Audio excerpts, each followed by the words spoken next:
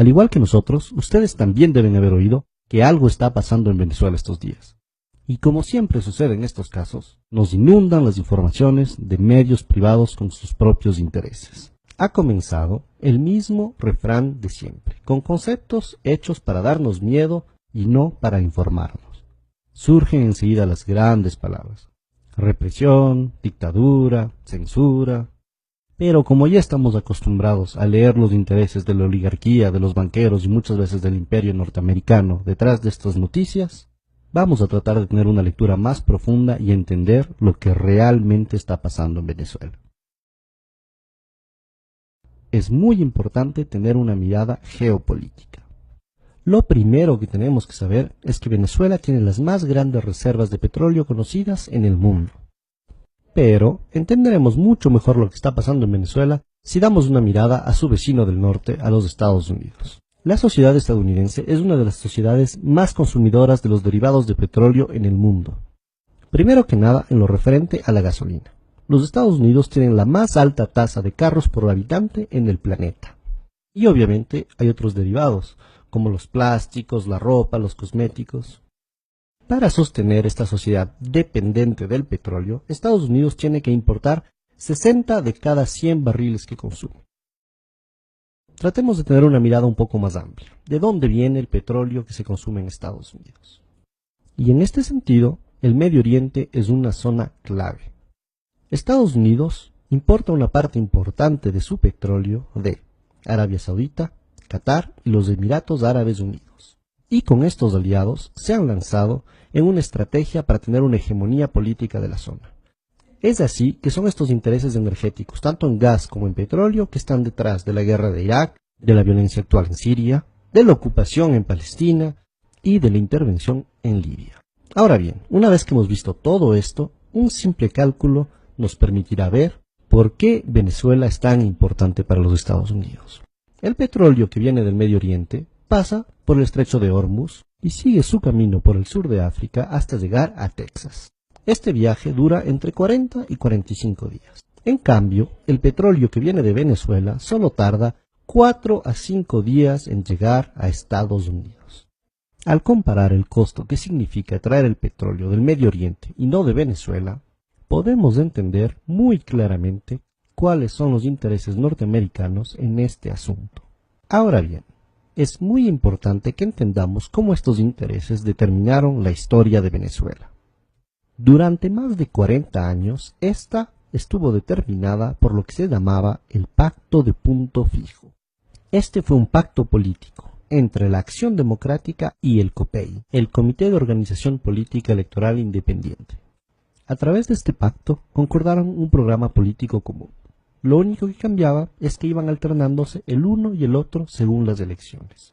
Estos dos partidos de derecha secuestraron totalmente la democracia venezolana por más de 40 años, defendiendo únicamente los intereses de la oligarquía y dejando al pueblo venezolano sin ninguna representación. Eso sí, lo que se garantizó durante esos 40 años fue un petróleo a buen precio para los Estados Unidos. Esto causó mucho malestar en el pueblo, que comenzó a manifestarse cada vez más fuerte. En febrero y marzo de 1989, estas manifestaciones llegaron a su auge hasta lo que se llamó el Caracazo. Este hito tristemente histórico para Venezuela significó la orden del gobierno venezolano para disparar sobre los manifestantes. Murieron más de 3.000 personas en una semana. Entre los mandos militares que se negaron a disparar sobre los manifestantes durante el Caracazo, se encontraba uno muy particular: el comandante Hugo Chávez Frías.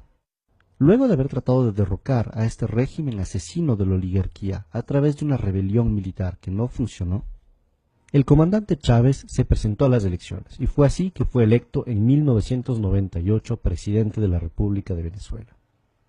El gobierno del comandante Chávez significó un cambio histórico para los venezolanos y venezolanas. Primero que nada, por el enorme reforzamiento de la democracia en el país. Se comenzó refundando de forma democrática todas las instituciones del Estado a través de una asamblea constituyente.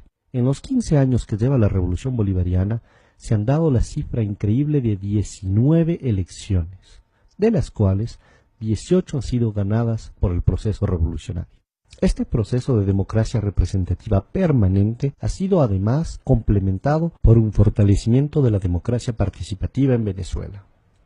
Los avances fruto de las políticas sociales han sido igualmente muy importantes. La pobreza pasó de 54,2% en 1995 a 23,9% en el 2012. La mortalidad infantil disminuyó de 50%. La salud y la seguridad social suman actualmente el 21% del presupuesto del Estado venezolano. Las matrículas universitarias pasaron de 800.000 a 2.600.000 actualmente. Y Venezuela cuenta con 75 universidades públicas. Ya se ha erradicado el analfabetismo en todo el país. Obviamente, el imperio norteamericano, viendo que por primera vez en la historia un gobierno venezolano se ocupaba mucho más de su pueblo que de los intereses norteamericanos, y que el nuevo proceso de unión soberano y emancipador de América Latina amenazaba su hegemonía política, no se quedó con los brazos cruzados. En el 2002 apoyó claramente un golpe de Estado en contra del gobierno democráticamente electo de Hugo Chávez. Al haber fallado este intento gracias a la movilización popular, fomentaron un sabotaje económico a través de un paro petrolero con el apoyo de la oligarquía. Sin embargo, este nuevo intento de desestabilización también fracasó. Es así que tenemos que entender que lo que está pasando en Venezuela es un nuevo proceso de desestabilización. Lo único que ha cambiado es que esta vez es una nueva estrategia, lo que llamamos el golpe suave. El primer paso es la guerra económica. Por más de que se han hecho ya muchos cambios en la economía venezolana, el país sigue dependiendo muchísimo de las importaciones para satisfacer sus necesidades básicas. Y la misma oligarquía que creó históricamente esta situación está tratando de aprovecharse ahora de ella. Por un lado, algunos de los industriales ligados con la oligarquía que quiere acabar con el proceso bolivariano están tratando de crear escasez de productos básicos para crear descontento popular. Y por el otro lado, algunos sectores importadores que también quieren acabar con este proceso están especulando con los dólares en vez de utilizarlos para importar productos de necesidades básicas para el país. Esto demuestra una vez más el cinismo de la oligarquía venezolana dispuesta a todo para volver al poder. Muy bien, ahora veamos el segundo y tal vez el más importante de los ejes del golpe suave. Este es el de la manipulación mediática. La oposición golpista venezolana tiene dos facetas. Una que se muestra pacífica y la otra que es claramente violenta.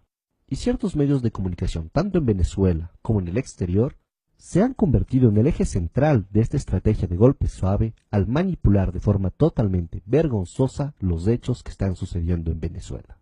Ellos quieren hacer creer al mundo entero que el gobierno venezolano está reprimiendo duramente simples manifestantes pacíficos. Pero este guión ya lo conocemos y no caeremos tan fácilmente en esa trampa.